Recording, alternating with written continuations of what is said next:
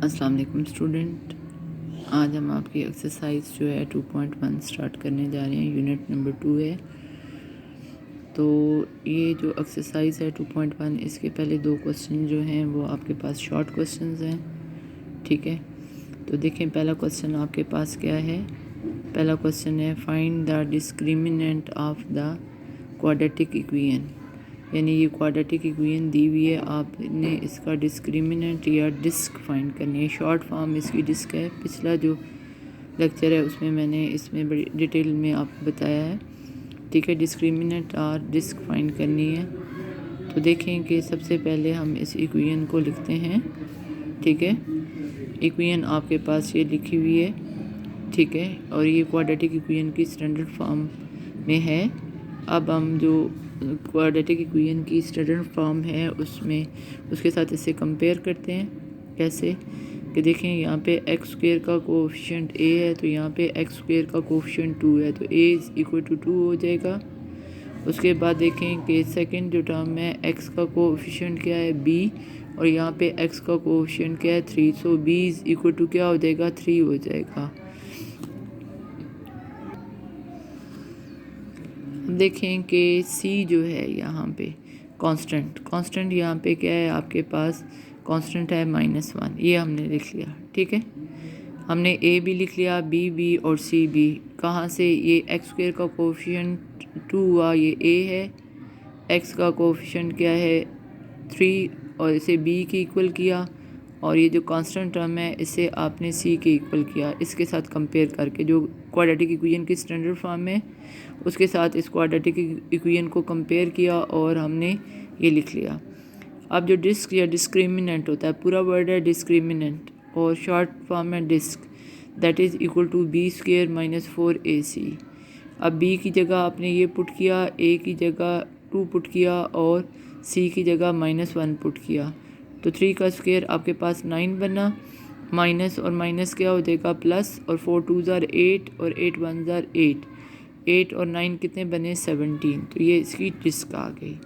अब आपने इसी तरीके से तमाम पार्ट जो हैं क्वेश्चन नंबर 1 के सॉल्व करने हैं। यानी आपके पास डिस्क यही रहेगी, ए बी सी की वैल्यू आपने इक्वेशन से जो है ना लिख लेनी है और फिर इसमें पुट कर देनी है और आपके पास डिस्क या डिस्क्रिमिनेंट आ जाएगा। ये शॉर्ट क्वेश्चन है, 2 मार्क्स का है। ठीक है, और इम्पॉर्टेंट है, पेपर में आता है, आपने इसे प्रिपेयर करना है। फिर देखें कि मैंने पिछली वीडियो में ये कुछ रूल डिस्क के हवाले से आपके साथ डिस्कस किए थे कि अगर डिस्क ग्रेटर दैन 0 और परफेक्ट स्क्वायर हो तो जो रूट्स होते हैं वो आपके पास क्या होते हैं, roots are rational, real and unequal. ठीक है, उसके बाद देखें कि सेकंड जो रूल है कि अगर डिस्क ग्रेटर दैन 0 हो यानी पॉजिटिव हो लेकिन परफेक्ट स्क्वायर ना हो तो जो रूट्स होते हैं वो इरेशनल और अनइक्वल होते हैं। तीसरी चीज़ ये है कि अगर डिस्क 0 के इक्वल आ जाए तो जो रूट्स होते हैं वो आपके पास रैशनल और इक्वल होते हैं।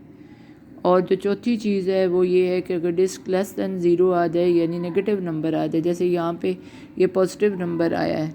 ठीक है, अगर यहाँ पे नेगेटिव नंबर आ जाए तो फिर रूट्स क्या होते हैं आपके पास इमेजिनरी होते हैं। तो ये पिछली जो वीडियो है जो इस यूनिट का लेक्चर 1 है उसमें मैंने बड़ी डिटेल में इसको बताया, लेकिन मैंने एक दफ़ा यहाँ पे भी आपके लिए लिख दिए हैं ताकि क्वेश्चन नंबर 2 हम सॉल्व कर सकें।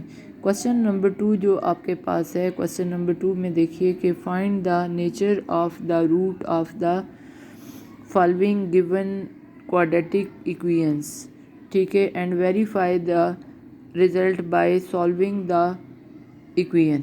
मतलब ये कि इस जो इक्वेशन है क्वेश्चन के अंदर उसके रूट्स को आपने डिस्कस करना है और फिर वेरीफाई भी करना है उसको, रूट्स को। ठीक है ना, तो देखें इसको हम सॉल्व करते हैं। देखें ये हमारे पास है इक्वेशन। ठीक है, ये गिवन है आपको। ठीक है, तो ये इक्वेशन आपको दी गई है इसी तरीके से जैसे हमने क्वेश्चन नंबर 1 में किया है। क्वाड्रेटिक इक्वेशन की स्टैंडर्ड फॉर्म के साथ इस क्वाड्रेटिक इक्वेशन को कंपेयर करेंगे तो एक्स स्क्वायर का कोएफिशिएंट कुछ नहीं है, तो दैट्स मीन क्या है 1। यहाँ पे एक्स का कोएफिशिएंट क्या है -23 और कांस्टेंट टर्म क्या है 120। ठीक है, अब डिस्क या डिस्क्रिमिनेंट बी स्क्वायर -4ac हम लिखेंगे।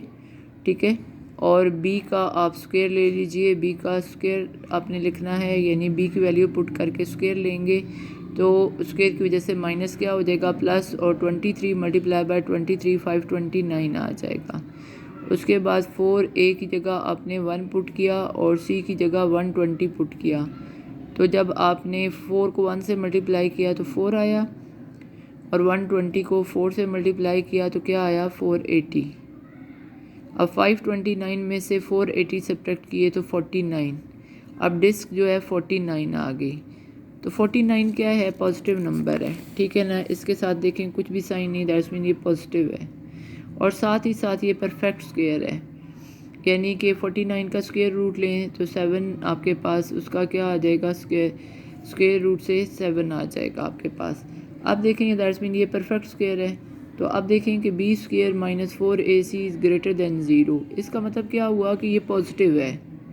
Disc is greater than zero का, ज़ीरो से देखें जो बड़े नंबर होते हैं वो पॉजिटिव होते हैं, और ज़ीरो से छोटे नंबर क्या होते हैं, नेगेटिव होते हैं। तो ये पॉजिटिव है, तो लिहाजा ये जो डिस्क आपने निकाली है ये ग्रेटर दैन ज़ीरो है एंड परफेक्ट स्क्वायर है, ठीक है। Disc greater than zero and perfect square. तो जो रूल मैंने बताए हैं उनमें ये पहला वाला इस पर अप्लाई होता है। So the roots are rational, bracket के अंदर आप लिखेंगे रियल एंड अनइक्वल। रियल ना भी लिखें, रैशनल और अनइक्वल मस्ट आप लिखेंगे, रैशनल एंड अनइक्वल। तो ये तो पहली चीज़ हो गई कि उसने कहा कि इस इक्वेशन के रूट्स को डिस्कस करें। तो रूट्स इसके ये हो गए कि वो रैशनल हैं और अनइक्वल हैं। अब हम इसकी वेरिफिकेशन करते हैं, वेरीफाई करते हैं कि जो बात हम कह रहे हैं कि रैशनल और अनइक्वल क्या ऐसा है या नहीं। अब देखें कि इस इक्वेशन पे जो सॉल्व करने के लिए आप फैक्टराइजेशन भी कर सकते हैं और क्वाड्रेटिक फार्मूला भी अप्लाई कर सकते हैं। तो मैंने यहाँ पे क्वाड्रेटिक फार्मूला लिखा है। फर्स्ट यूनिट में क्वाड्रेटिक जो है ना फार्मूला आपको लिखना बताया था, जो कि है x is equal to minus b plus minus और स्क्वायर रूट के अंदर b square minus 4ac divided by 2a। अगर आप गौर करें तो ये जो स्क्वायर रूट के अंदर जो ये चीज़ लिखी हुई है यही आपके पास डिस्क होती है, ठीक है ना। अच्छा, अब हमने क्या करना है कि b की जगह क्या पुट करेंगे, -23। तो माइनस और माइनस क्या हो जाएगा प्लस, तो क्या आ जाएगा 23।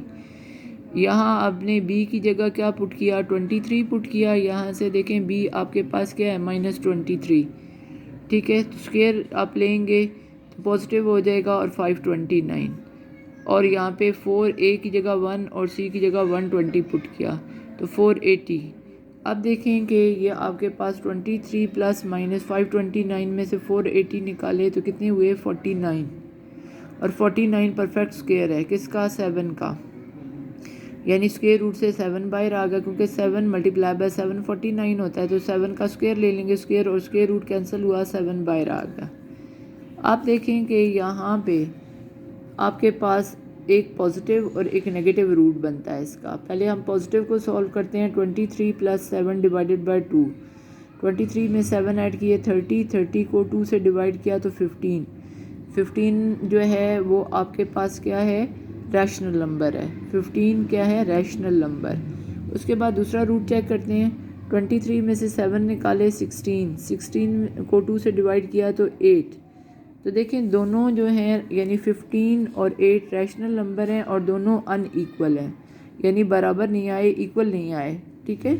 15 और 8 क्या है, रैशनल नंबर। तो देखें कि हमने रूट में यही बात की थी कि रूट्स जो आएंगे इस इक्वेशन के वो रैशनल और अनइक्वल आएंगे। तो ये बात हमने यहाँ से वेरीफाई कर ली। ये जब रूट्स हमने फाइंड किए, एक रूट पॉजिटिव और एक रूट नेगेटिव आया, और जब हमने उन्हें सॉल्व किया तो आंसर आया 15। ये एक रूट x का यानी इस इक्वेशन का एक रूट बना 15 और दूसरा बना 8, और दोनों रैशनल नंबर हैं और दोनों क्या हैं, अनइक्वल, यानी एक 15 है और एक 8 है। अगर दोनों 15 होते या दोनों 8 होते तो फिर इक्वल होते, ठीक है। तो ये हमने वेरीफाई किया है। तो 4 मैंने आपको इसके बारे में रूल बताए थे डिस्क के हवाले से। तो पहला रूल यहाँ इससे वेरीफाई हुआ है।